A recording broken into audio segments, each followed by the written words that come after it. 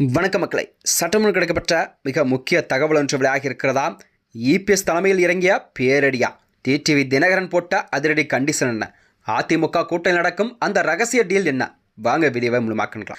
அதாவது தமிழகத்தில் வரக்கூடிய 2026 சட்டமன்ற தேர்தல் என்பது கண்டிப்பாக அனைத்து கட்சிகளுக்குமே ஒரு முக்கியமான தேர்தலாக தமிழகத்தில் பார்க்கப்படுகிறதா.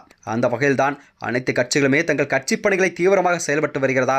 அரசியல் களமே தமிழகத்தில் சூடுபிடிக்க தொடங்கிவிட்டதா. இந்த நிலையில் தான் விஜயின் புதிதாக ஆரம்பித்துள்ள தமிழக வெற்றி கழகம் என்பது கண்டிப்பாக தமிழக அரசியலிலே ஒரு புதிய மாற்றத்தை ஏற்படுத்தக்கூடிய வகையில்தான் அதற்கான வேலைகளை விஜய் தொடங்கிவிட்டார்.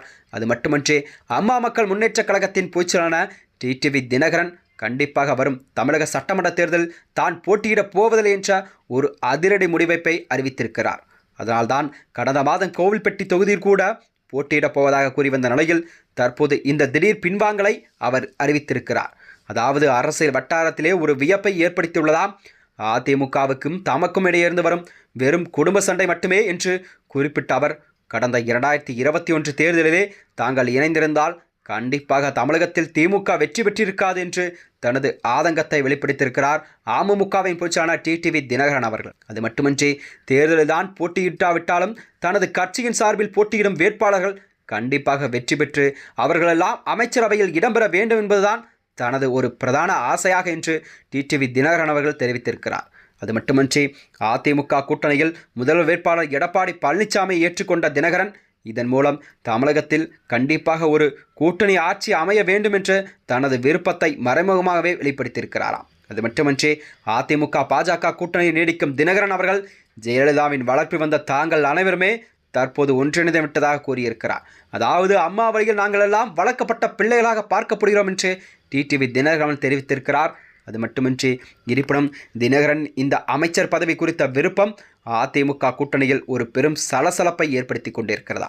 அது மட்டுமின்றி தமிழக அரசியலிலே இதுவரை கூட்டணி ஆட்சி என்ற முறை நடைமுறையில் இல்லை என்பதோடு எடப்பாடி பழனிசாமி தரப்பில் இது குறித்து இதுவரை எந்த ஒரு பச்சை கொடியும் காட்டப்படவில்லையாம்.